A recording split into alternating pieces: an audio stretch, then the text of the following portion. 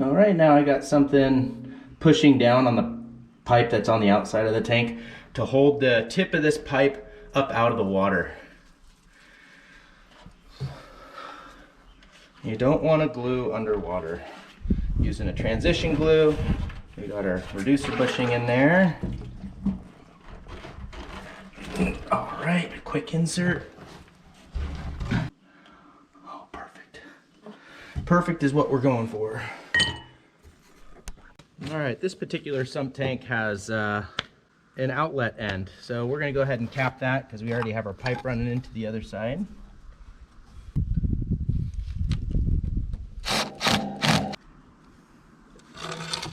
So what I'm making right here is the extension.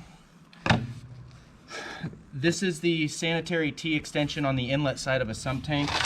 And this is longer than it needs to be. I'm gonna make some measurements and cut it down a little bit shorter. But the idea of this is when the effluent is pouring into the sump tank, without this extension, the water has a tendency to just drop freely from the bottom of the sanitary T and will create splashes or ripples across the water surface inside your sump tank. And those ripples will cause your floats to activate not as consistently as you would want them to.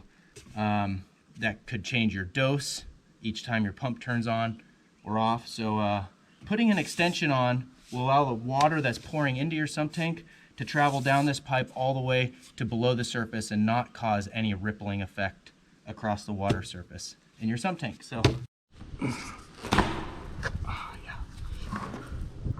transition again because we're going PVC to ABS.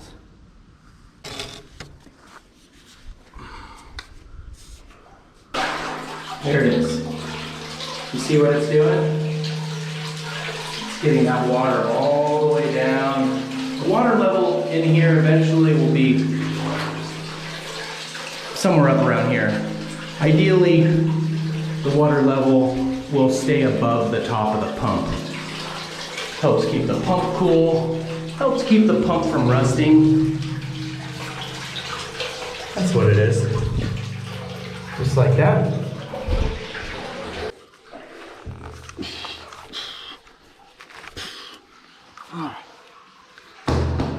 And this is why I like to plumb the tanks together first, and then after the tanks are plumbed together, you know, if you got to crawl in a hole like that, you don't want a big tall riser on here. So I think the next thing we're gonna do is epoxy the risers on here. What? Okay, almost forgot. Pump pedestal, we gotta get that in there. Easier to do this now before the risers are on.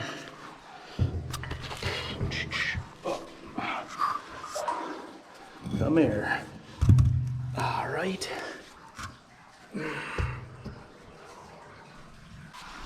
Let's see if you can see that. See that down there? Sometimes if I know exactly where my pipe is gonna come up, like let's say right where I'm holding this little pebble, I can drop that pebble and see where it lands on the pedestal. And that would be the upright position for the pump. So I'm gonna drop this little pebble. My pump's gonna be positioned in here at a 45. Oh, it's nice. I think it's good where it's at.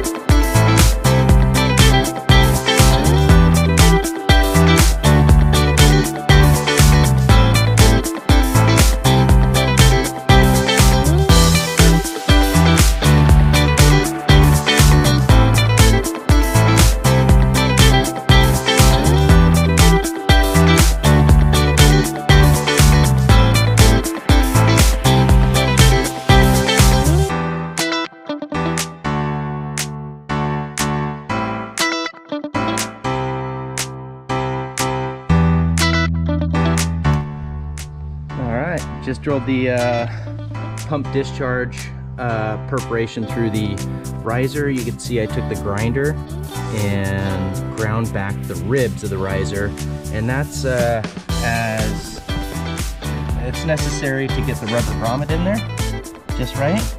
So if those ribs were there, the rubber grommet would be riding up along the edges of those, and so there you have it. There's our little grommet. Now we're going to go ahead and show you how to mark your standpipe, where to cut it. So I like to drill the perforation through the riser first, and then use a hand level, and I set the hand level edge into the bottom of the hole. This level I've modified a little bit to fit within inside the riser, and then I hold the level where the bubble's right in the middle, and then I take a pencil right under the bottom edge of the level and I mark the pump standpipe, and that's where I'm going to cut it for the 90-degree elbow.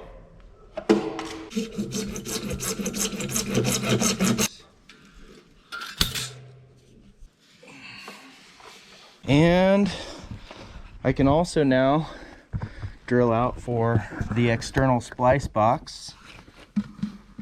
External splice box is going to sit about this elevation.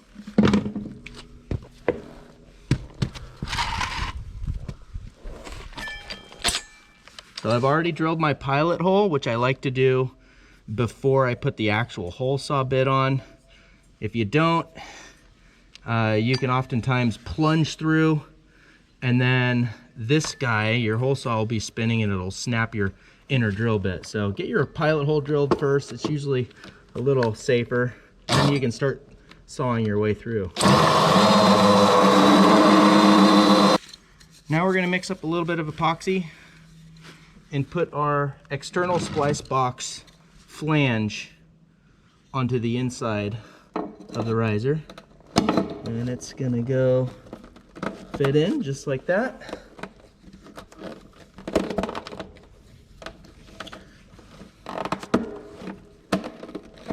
Sometimes you have to ream it out just a little bit more. Oh yeah, much better. See that? Went right in. Okay, so after I epoxy that into place, this is gonna glue in from the outside, just like that. I'll prep this surface, that surface, apply glue, and just push. And you wanna make sure that this flange on the inside has your screw anchor point facing up. So this is going to accept a stainless steel screw which holds a strap. That strap is going to hold your wires, float wires, pump wires. It'll hold those coils of wires up high and out of the way. I like to take a little sandpaper and roughen up this edge here. Also roughen up the edge on this flange.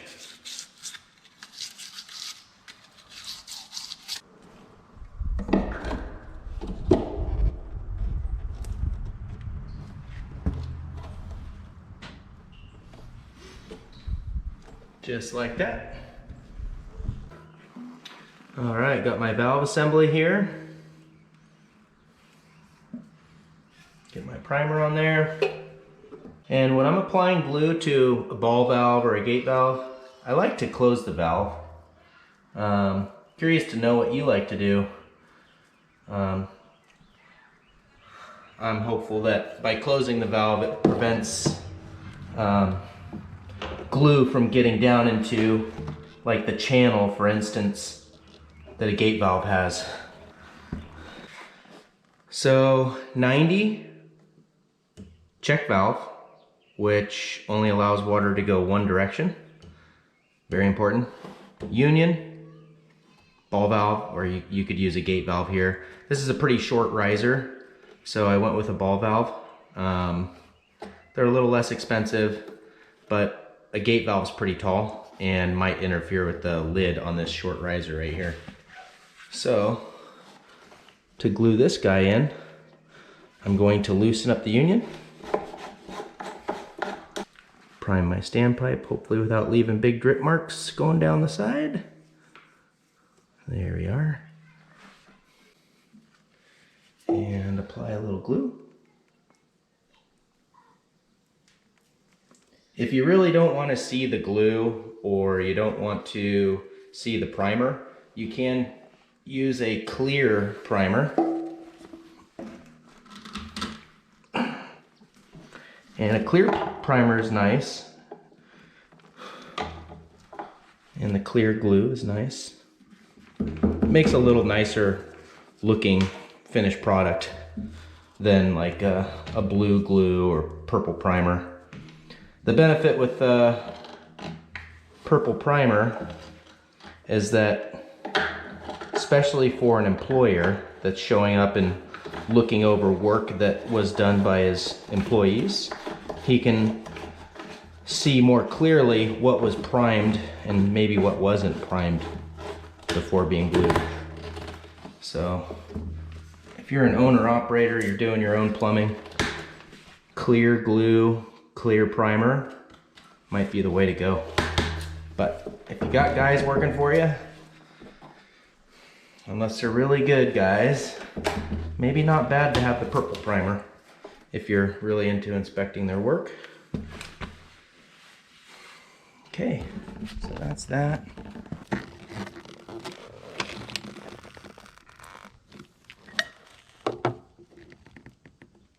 Nice and level.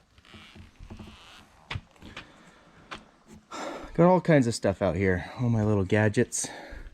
Making a mess. It's getting pretty late. Almost 8 o'clock.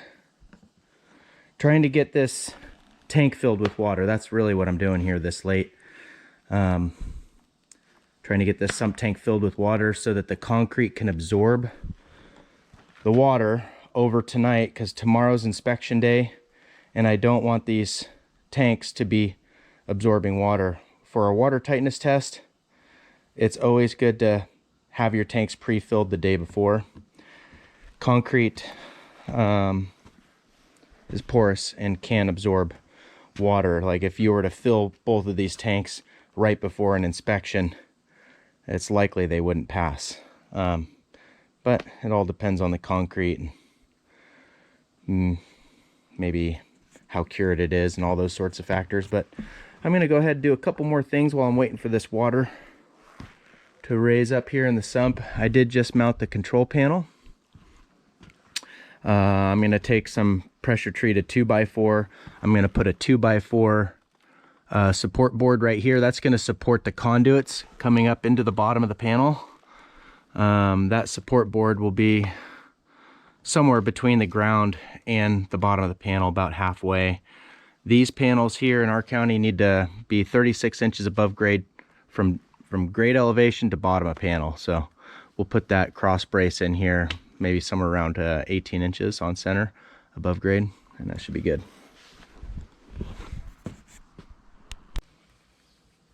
So what I'm putting together now is a float stand. I had some of these bases that I poured previously. I poured them with a 1-inch PVC pipe stubbed out. This one in particular was poured probably quite a while ago. Glue it up.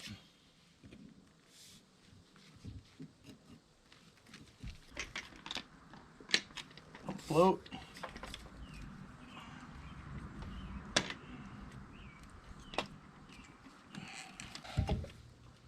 I'm going to set this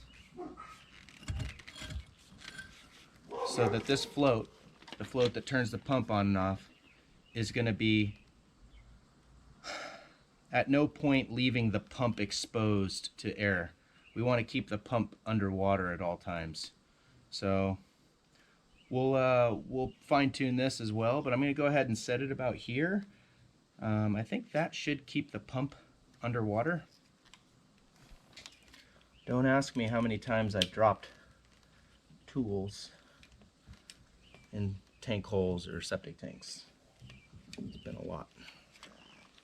Okay, so then I'm going to go ahead and grab the other float, and I'm going to attach it to here. The next float up, in this case, is going to be the alarm float. This is going to be the float switch that turns the alarm on in the panel so that you know your water level's getting too high.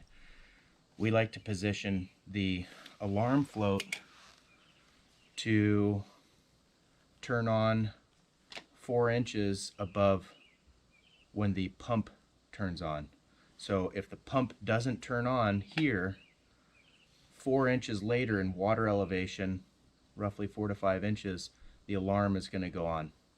So the other thing I'm going to do is I'm going to position this float collar maybe close to 90 degrees different than this one, so that this float has free range up and down this way, and that my next float above it is 90 degrees in the other direction, so that it doesn't interfere with this float. That's a key thing to remember.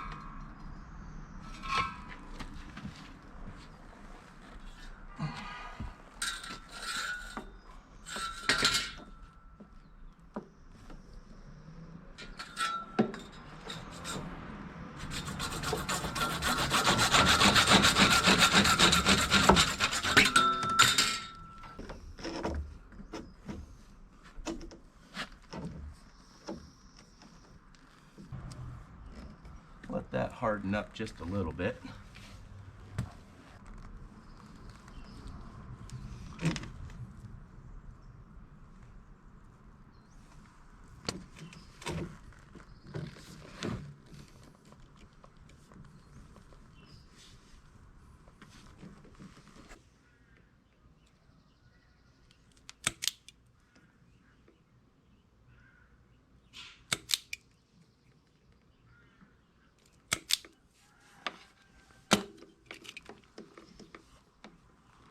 So I like to pull out about a fist and a thumb worth of cord out of the top of the splice box.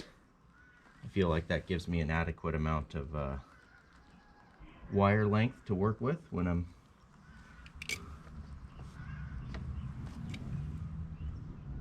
wire nutting everything together. And I'm just really lightly scarifying the outside of this coating here so that I can basically pull, like, I bend the wire and the coating peels back from the actual wire on the inside. So, works pretty good. If you cut too deep, you'll cut the coating off of these wires, and then you gotta pull more wire through and redo it. So that's why it's always good to keep a couple extra coils of cord inside your sump tank in the event you know, you gotta maybe bring a little bit more cord into your splice box, redo cord, redo wire nuts, any of that kind of thing. All right, putting our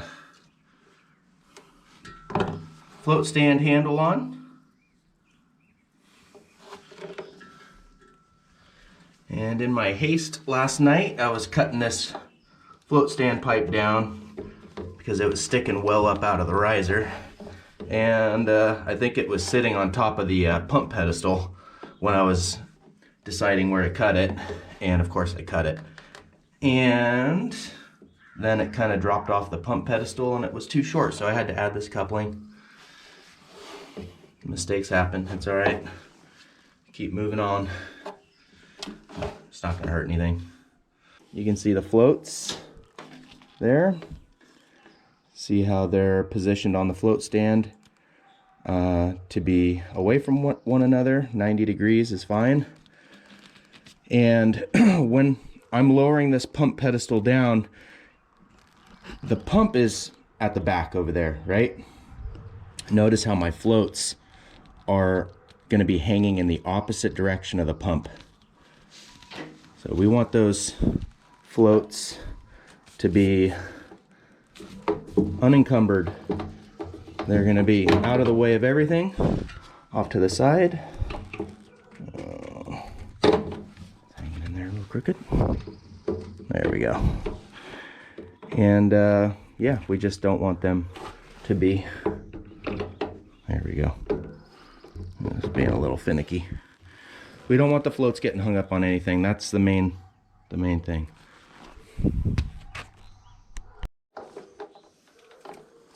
So another thing you can do is take another zip tie and secure these wires, the float wires, on the float stand up a little bit higher. I like to leave this loose until we do our final float adjustment, because sometimes we need to lengthen or shorten the float cords, and when we finalize that, then I'll tighten these guys down a little bit more. I'll just leave a little bit of a nub so I can pull on it, and that again is just extra precautionary measures to keep the these wires from drooping down and hanging up the floats. The other thing I'll do later is once I tighten this down the rest of the way and snip that off, I'll do some wraps with some good quality electrical tape, and that'll keep that zip tie from sliding up and down.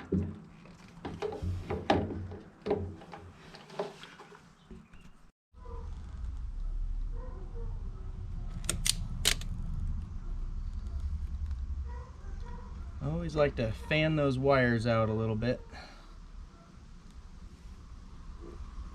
Fan them out and twist them together. In our splice box we're using these blue silicone filled water resistant, I'd probably say, wire nuts. Okay.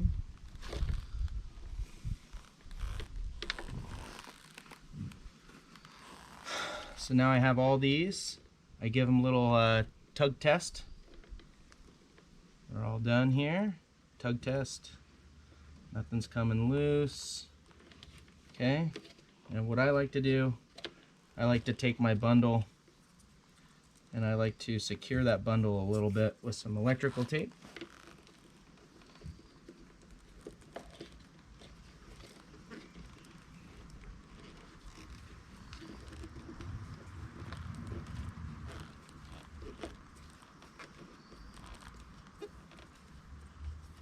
Okay, like that.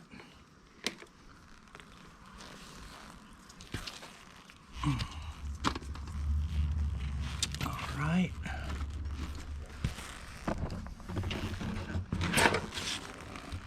So, what we got is, that was the conduit from the house that we found. We put a 45-degree elbow on it. You could see how close I got to it. Didn't even know it was there when I was digging the tank hole. One more little swipe and I would have nicked it. Not that that would have mattered, but we pulled the wire out, cut it, ran it right beside our other conduit. Turned out pretty slick. The panel is all wired up. So we have 2 circuits from the house to the panel. We got a control circuit and we have a pump circuit. And we like to run 2 circuits because if there's ever an issue with the pump circuit and the house breaker pops, if you only had that one circuit and they were jumped here, then you wouldn't get the benefit of the alarm light or the buzzer. So 1 circuit for controls, 1 circuit for the pump directly from the house panel. That's how we like to do it. But schedule 80, transitioning to schedule 40 down here. Still have to clean up a little bit of my mess. We are ready for inspection. Tanks are full of water. There was a couple tiny pinhole leaks right here on the top of the tank that I used some plug for. But other than that, we're ready for inspection. All right, septic inspection passed. It went great. Passed the water tightness test. Either tank did not drop anything that was measurable, which is good. We are allowed 1/8 of an inch of drop within the riser. If it's more than 1/8 of an inch of drop, then you fail the test. We did check the floats.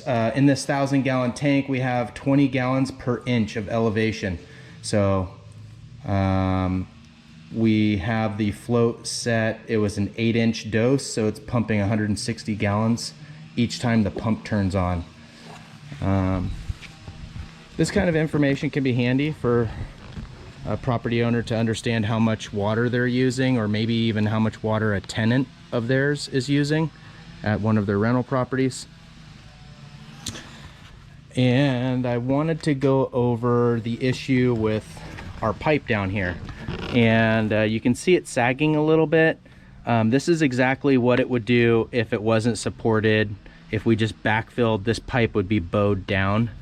In a more ideal situation, maybe this fence would be moved or further back, and we could have trenched a shelf right here for our ABS pipe to sit on between the two tanks. That would help ensure that it wouldn't sag down. On the other side of this fence is a redwood tree, so I didn't want to trench that shelf beyond the fence for the connecting pipe, because there's a redwood tree right there, and that's gonna be a problem at some point down the road. So what we're gonna do is, you can see I have these stickers, these wood stickers here. You can see I have one supporting our pressure main. It just so happened the way the elevation of the hole is here coming out of the riser, that board fit perfectly underneath there to support the pipe. I'm gonna find a couple supports for this elevated section of pipe right here. So what we're gonna do with these stickers is we're gonna start backfilling, and I'm gonna plop some big heavy piles of dirt on top of these stickers on top of the tank, and that's gonna hold these boards down tight to the top of the tank. Then we're gonna take some wire and we're gonna go around the tips of these boards and around the pipe, and we're gonna tie it off. And we're gonna do that when we tilt the pipe up, get it all tied off. And these boards are really gonna support that pipe during the backfill process. So it's gonna help keep that pipe up where it needs to be. And we're going to be using a jetting tool to jet the backfill. That's adding a lot of water to the soil to help the soil settle as much as possible. So you can see we have another sticker here. I have 4 of them across the way. So we're gonna be giving that pipe pretty good support, but nothing is better than settled dirt. So here's our jetting tool. We just connect a hose to the end of it. It's just a piece of a 1/2-inch galvanized pipe, and it's just kind of like a soil probe that shoots water out of the tip. And so we're going to be running this full bore with water, and we're going to go up and down, kind of a motion with it, probing the soil and jetting water in. That's going to really help settle the dirt all the way around these tanks, so that there's no or very little future settlement after the next winter rains. And I'm sure we'll be back here to check on this tee, because you can take a look right now. The way this is angled is not what you want to see. That's why we have to use these supports and jet the backfill and re-level this pipe up when we're done. So this tee should be straight up and down. It should not be cocked at an angle. So if you're a homeowner and you open your tank and you had a septic system installed and you see your tee is cocked up at an angle like that, then your pipe is probably settled. on the outside of the tank. So you just dig down, re-elevate the pipe so that your sanitary tees should be mostly level, I should say. But anyways, there's that. I'm gonna get started on some other backfill back here. This is where we ran our little connecting trench. This is the old pump basin. I cut a hole in the bottom of it. That's probably a close to 7-inch diameter hole there, roughly. Used a couple elbows to elevate up into the existing 2-inch tight line there. Did some location work. They transitioned to 3-inch ABS, and they went into a distribution box here. And their leach lines are right out here in this grassy field. You can kind of see the stripes. There's 1, 2, 3, 4, 5 leach lines that are pretty visible. So anyways, that's it. And time to move some dirt and start cleaning up around here. It's been a good week. It's Friday now, and I think by the time I get done with this whole project, moving the shed and everything, it'll probably be Tuesday of next week. All right, well, better get to work. Over and out.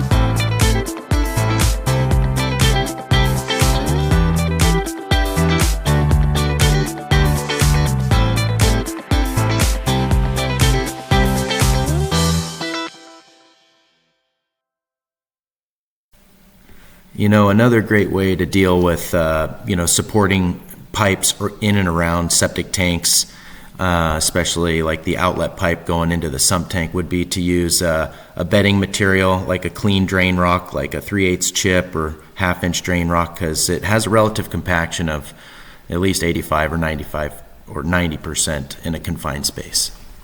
All right, guys, so here in a second you're going to see me starting to jet, and that's the jetter tool. I'm pushing it down into that soil and it's spraying water out, and it's really helping that soil settle down. I would like to also give you one warning, however, about jetting around septic tanks, and that is that if your septic tanks are empty and you're jetting around them, that depending on the soil type that consists of the material that you built your septic tank hole in, basically the dirt you dug through, if that dirt does not drain very well and you're jetting a bunch and it starts to hold water like a bathtub, you can actually float your tanks right up out of the ground. So I've learned a lot of lessons over the years the hard way, guys, and I'm definitely not perfect. And I continue to learn year after year, and that's part of the fun thing with this job, is there's a lot to learn, and I'm constantly learning new things, and constantly feel like I'm getting better and better, which is great. It keeps me motivated, keeps me going, And so that was a lesson that I did learn the hard way. It was quite a number of years back. I was a youngster then, out of high school, but working and kind of managing projects for the family business. And we were jetting a tank, and I was sitting there talking with the owner about how we're getting the project done and everything's almost finishing up. And I'm looking over at my guy, and he's jetting away at this fiberglass tank that we had installed. And right in front of our eyes, like me and the homeowner sitting right there, the tank starts to elevate out of the ground. And I'm looking at it, and I can't believe what I'm seeing. And I'm like, looks like the tank is popping out. And sure enough, it was. And it was just, heartbreaking. We had to, at that point, pull this tank out of the muck, dig the muck out, and reset it. So it was a pain in the butt, but we got it done. So my tip to you, I guess, is if you're going to jet tanks in, put some water in those tanks. Believe it or not, you could even float concrete tanks. I have never done that, but I guess that can happen. So if you're working with plastic or fiberglass tanks, they can pop right up out of the ground pretty easily if you're jetting away without putting any water in them. Now pay attention to the installation procedures for the specific tank that you're installing, because some tanks, they do not want you to put water or very much water in them while you're installing that particular tank. Like I've worked with some plastic tanks that are like that. They want you to, if you have to put a little bit of water in, maybe only 4 or 6 inches, and then they really want you to focus on backfilling and tamping around that tank. But once you get that backfill put in around those types of tanks, generally speaking, then you can fill them up with some water. But be careful with your jetting around tanks that are empty, because they can float out of the ground. And I'm not sure what the dynamic is involved with that. I heard maybe that the air volume inside your tank, that volume is whatever that volume would be filled with water, that water weight is the uplifting force. So somebody can correct me on this if I'm wrong, but leave a comment and let me know. So if I had to say something about this job, it was the job of never give up. The shed was a real big challenge for me. I tried multiple different pieces of equipment to move it, but stuck with it, didn't give up, got it done, and my dad helped out. And I have a song coming up for you that, oddly enough, is the opposite of giving up. It's called Givin' Up Drinkin'. It's a song my dad wrote and produced, and it tells a story about someone that's given up drinking. So listen in and enjoy. All right, guys, this is what it looks like. Shed on a backhoe fork with fork extenders. Got a big strap going around it.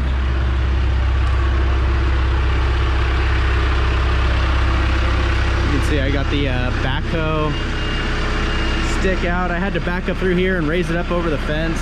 Kind of tricky. And it's everything this backhoe has to get this done. The tires were starting to lift up off the ground a little bit without that backhoe extended out there a little bit. I'll probably lower it down here in a second, but just wanted to show you that. It is possible with the 310 SG. I think it's probably a tough shed, but who knows. Okay, so this is what we got. No, I'm gonna set this back up on the side, but we got our 2 long supports. I went ahead and put in a little middle support there to brace up some of the center floor joists. But that's it. We're gonna go ahead and get her set down.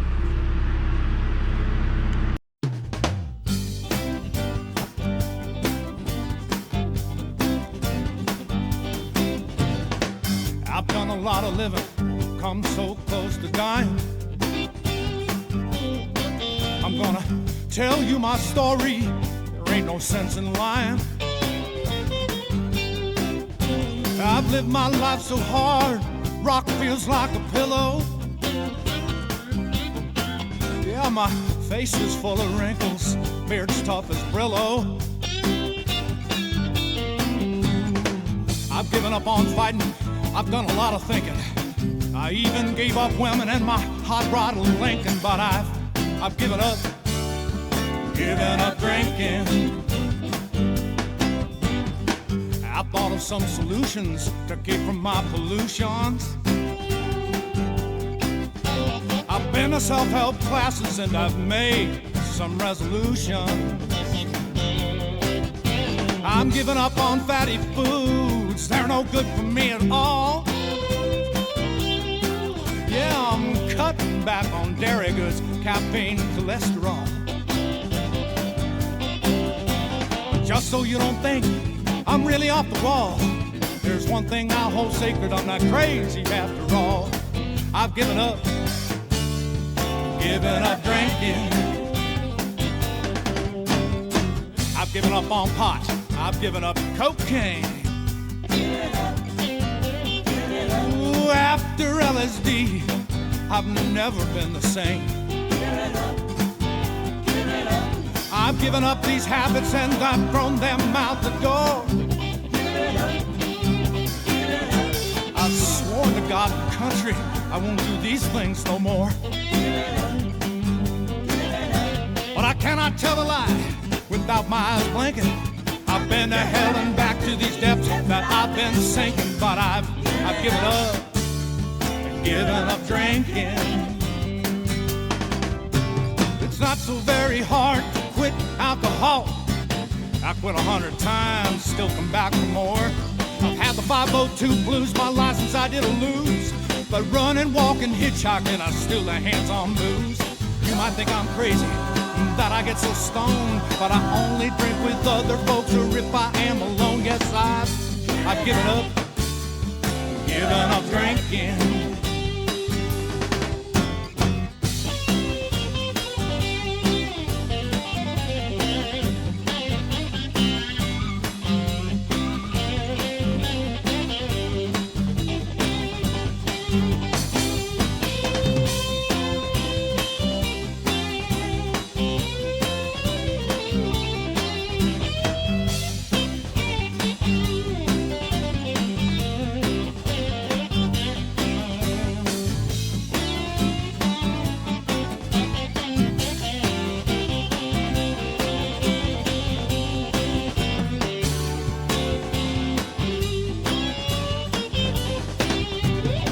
Got no lame excuses for all of my abuses. Give it up. But I ask any doctor of its many, many uses. Give it up. They pour it over cuts, and on occasion, they even tell you one a day is good for circulation. If God made something better, he'd have kept it for himself. I always keep a case or two right here on my shelf. Yes, I've given up drinking. Well, it's not so very hard to quit alcohol. I quit 100 times, still come back for more. I've had the 502 blues, my license I did lose. But running, walking, hitchhiking, I still have hands on booze. You might think I'm crazy that I get so stoned, but I only drink with other folks, or if I'm alone. Yes, I've given up drinking. I've given up drinking. I believe I've quit giving up drinking.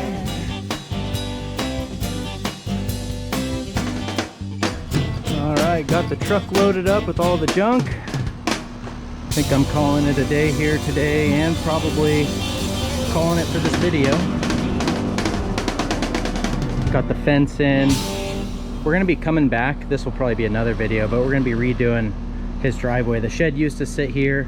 We're probably gonna X that down, put in 12 inches of base rock, maybe compact the subgrade, and we're gonna grade all this out so we can get a little less than 0.5% is all we're going to be able to achieve out to the propane tank.